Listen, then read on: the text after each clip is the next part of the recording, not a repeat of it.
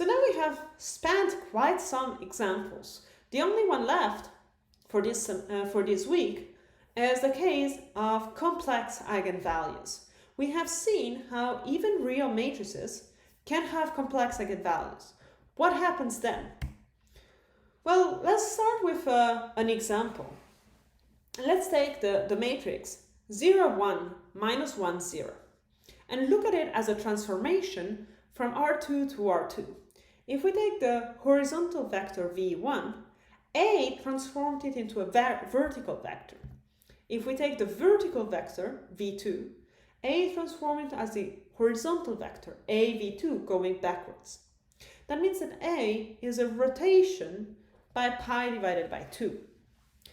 So if we're looking at the point of view of a dynamical system, so something that is changing over time, we have that V1 has derivative V1 prime vertically up, and V2 has derivative horizontal and towards the left, V2 prime.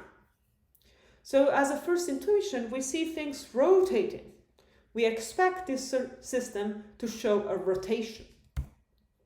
So let's try to approach it from the point of view that we have used until now, that is computing the eigenvalues, computing the eigenvectors, and try to understand what's happening. If we compute the eigenvalues here, the eigenvalues are plus and minus the imaginary number. That's not great, because we expect to find a real solution. Can we still find a real solution if the eigenvalues are imaginary? We can. We just have to be a bit more precise. So the first step is we compute the eigenvectors. Remember that if there is one complex eigenvalue, then there are always two complex eigenvalues. And one is a complex conjugate of the other. It also holds that the eigenvector associated with a complex eigenvalue is the complex conjugate of the eigenvector associated with the complex conjugate of the eigenvalue. So in this case, we have eigenvalue plus I and eigenvector 1i. The complex conjugate of the eigenvalue is 1. That means that the eigenvector is the complex conjugate of the other eigenvector. So the second eigenvector is 1 minus I. So the general solution is C1 times the first eigenvector, 1i exponential of it, plus C2, 1 minus I exponential of minus it.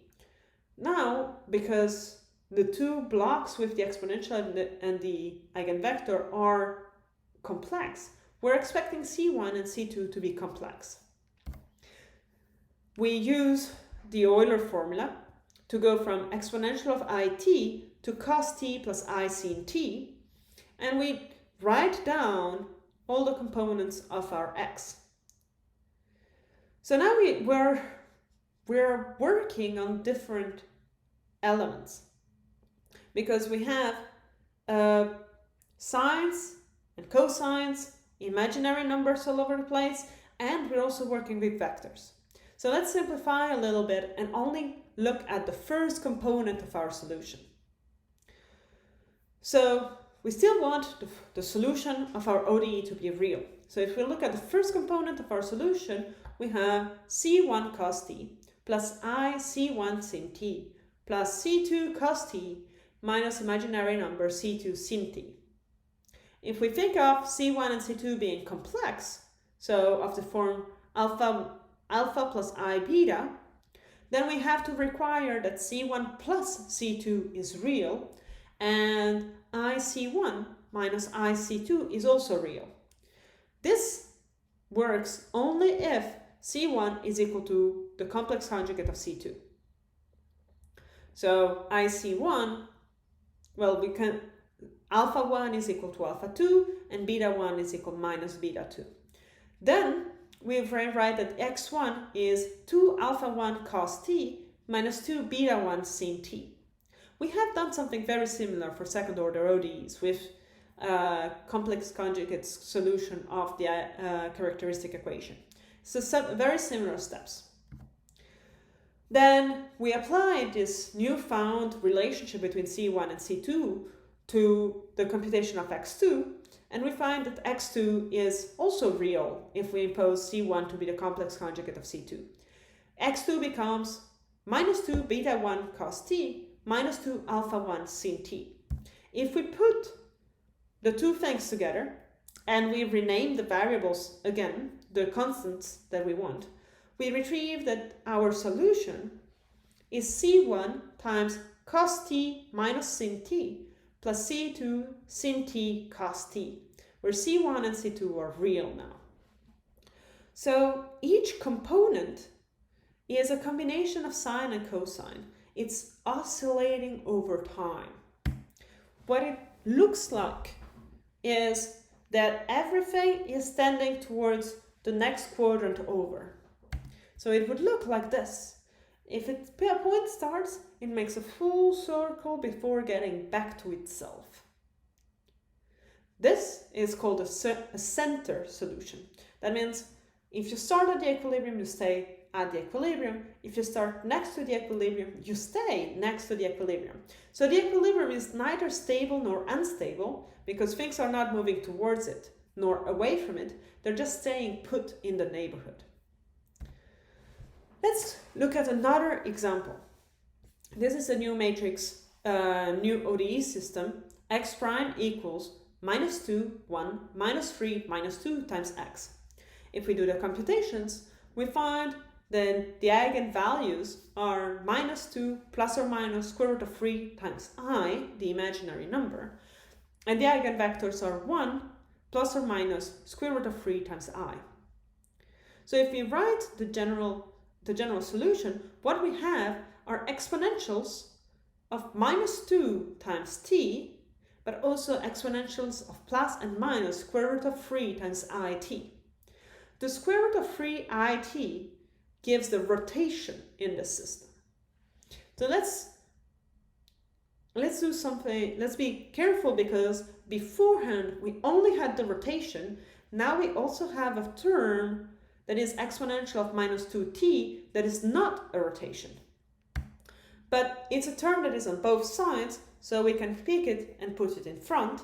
And then we have exponential of minus 2t multiplied by a box of something that looks like what we just had. Constants, c1s and c2s, eigenvectors, xi1 and xi2, exponential of plus or minus square root of 3 imaginary number time. Xi1 and the exponential of plus or minus square root of 3 it are complex. Therefore, we're expecting c1 and c2 to be complex. If we follow what we did before, we're expecting c1 to be the complex conjugate of c2. But to be precise, we can go through the same steps as we did before. We write the exponentials of plus or minus square root of 3 it as cosines of square root of 3t plus or minus imaginary number of sine of square root of 3t. And we solve this. And we want x1, that is this combination of exponential of minus 2t multiplied by some cosines of square root of 3t, some sines of square root of 3t, and we want this to be real. In order for this to be real, we actually find what we expected, that c1 has to be the complex conjugate of c2.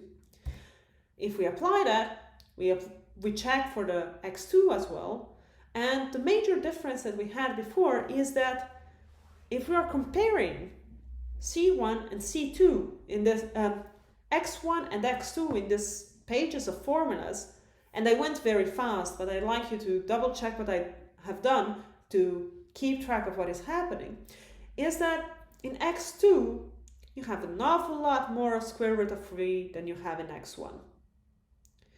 Where does that square root of 3 go? Well, we can solve things and simplify things around, and we have x1 is equal to exponential of minus 2t times 2 alpha, that is a coefficient, cosine of square root of 3t minus 2 beta, another coefficient, sine of square root of 3t. And x2 has the same exponential of minus 2t, but the box within has minus 2 square root of 3 times beta, cosine of square root of 3 times t, and minus 2 square root of 3 alpha sine of square root of 3t. So if we separate depending on alpha and beta, that we now rename again C1 and C2 for simplicity, what we retrieve is that x is equal to exponential of minus 2t, and then a big parenthesis in which you have C1 and C2 multiplied by two vectors. They are not exactly the eigenvectors anymore. Now they are cosine of square root of 3t and minus square root of 3 sine square root of 3t. And the other vector that we are using is sine square root of 3t, square root of 3 cosine of square root of 3t.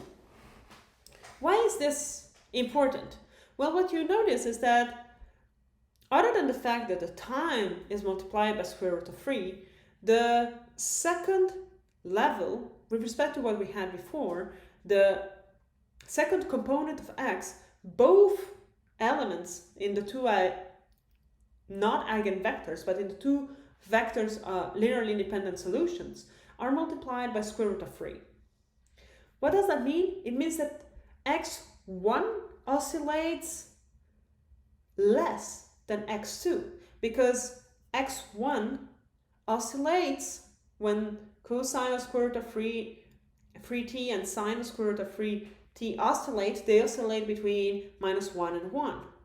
While the second component, each term oscillates between square root of 3 and minus square root of 3. So the second component oscillates more. When we go into the plotting, that means that in the vertical direction, we have more displacement than we have in the horizontal direction. We still we retrieve a spiral. Why do we retrieve a spiral? Because the real part of the eigenvector, this exponential of minus 2t, makes everything tend towards the center. And then we have the sine and cosine. They make us oscillate around the center before getting there. This is what we call a stable spiral, if everything is ingoing, or unstable spiral if everything is outgoing with the same swirling pattern. The spiral comes from the fact that our eigenvalues are complex. When they're purely imaginary, we have circles. When you have purely real, they either tend towards the center or away from the center, but there are specific eigenvectors that are followed. When they are complex, not purely imaginary, not purely real, but a mix of the two, we have something that looks like a mix of the two.